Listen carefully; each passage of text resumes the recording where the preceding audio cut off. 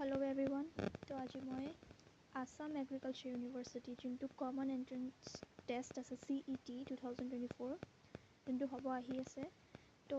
তাৰ এই প্ৰস্পেক্টাছখন মই পাইছোঁ আৰু মই সেইকাৰণে যি পাইছোঁ সেইটো শ্বেয়াৰ কৰিম চবৰ লগতে তো যোনটো এইটো ইয়াত দিছে প্ৰস্পেক্টাছখনত যে about the test the CET is a computer based common entrance test হ'ব তো এইটো কম্পিউটাৰত হ'ব আৰু এক্সামৰ ডেটো দিছে 29 and 30 June যোনটো Saturday আৰু Sunday পৰিছে The test will be conducted in Guwahati, Jorhat, Dibrugarh মানে এইকেইটা চেণ্টাৰ দিছে কোনকেইটা চেণ্টাৰত কণ্ডাক্ট হ'ব গুৱাহাটী যোৰহাট ডিব্ৰুগড় তেজপুৰ তিনিচুকীয়া কোকৰাঝাৰ শিলচৰ এণ্ড নৰ্থ লখিমপুৰ আৰু যোনটো টেষ্ট হয় এইটো তিনিটা ছেশ্যনত হ'ব ফাৰ্ষ্ট যোনদিনা 29ত আছে 29 জুনত এইটো 29 জুনত তিনিটা ছেশ্যন হ'ব মানে আপোনাৰ first half second half third হাফকৈ আৰু যোনটো 30ত আছে যোনটো ছানডে হ'ব এক্সামটো সেইটোত অকল দুটা ছেশ্যন হ'ব তাৰপিছত কুৱেশ্যনছ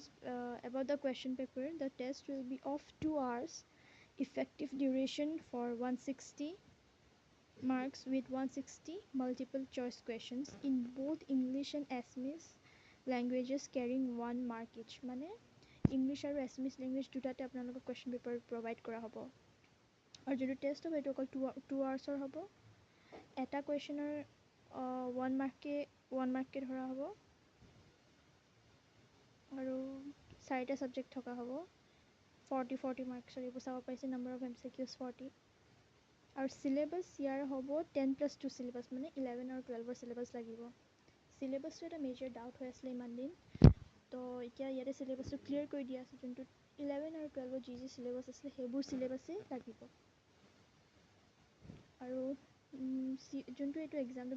কণ্ডাক্ট কৰিছে এইটো আপোনাৰ নীটৰ ওপৰত বেছ কৰি কৰা হৈছে চ' নীটত যি ৰিডিউচ চিলেবাছ আছিলে মানে নীটৰ চিলেবাছ ফ'ল' কৰিব যি ৰিডিউচ আছিলে নীটত সেইবোৰ পঢ়িব নালাগে আৰু যিবোৰ আহিছিলে সেইবোৰ আহিব এইটো এক্সামতো ছেইম আৰু ইয়াত দিছে ফৰ এভৰি ৰং আনচাৰ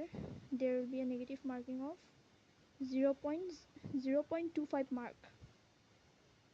নিগেটিভ মাৰ্কিং এটা ৰং কৰিলে আপোনালোকৰ 0.25 মাৰ্ক কাটিব আৰু এইবোৰ এইটো এক্সাম যিসকলে JEE এক্সাম দিছিলে তেহেঁতি গম পাব যেনেকৈ কম্পিউটাৰত কৰা হৈছিলে এক্সামটো ছেইম তেনেকুৱা মেথডতে কৰিব তাতে যেনেকৈ এইবোৰ attempt not attempt book mark লগোৱা গৈছিলে ছেইম তেনেকুৱাই হ'ব টাইম থাকিব 120 মিনিটছৰ টাইম শেষ হোৱাৰ লগে লগে কম্পিউটাৰ নিজে নিজে বন্ধ হৈ যাব আৰু এইবোৰে দিয়া আছে ইয়াতে আৰু যোনটো এক্সাম চেণ্টাৰ চুজ কৰা থাকে কোনটো প্ৰিফাৰেঞ্চ দিব আপুনি সেইটো কেইদিনমান পিছত পৰ্টেলত এভেইলেবল হৈ যাব আপোনালোকে চুজ কৰিব পাৰিব নিজে আৰু এডমিট কাৰ্ডো এক্সামৰ কেইদিন আগতে ওলাব তেতিয়া আপোনালোকক মই চব জনাই দিম আপোনালোকে মোৰ চেনেলক ছাবস্ক্ৰাইব কৰি থৈ দিয়ক মই যি আছে চব আপোনালোকক জনাই থাকিম টাইমত আৰু এই প্ৰস্পেক্টাছখন মই আপোনালোকক মোৰ চেনেলত দি দিম আপলোড কৰি দিম আপোনালোকে মোৰ ইউটিউব চেনেলটো ছাবস্ক্ৰাইব কৰি থ'ব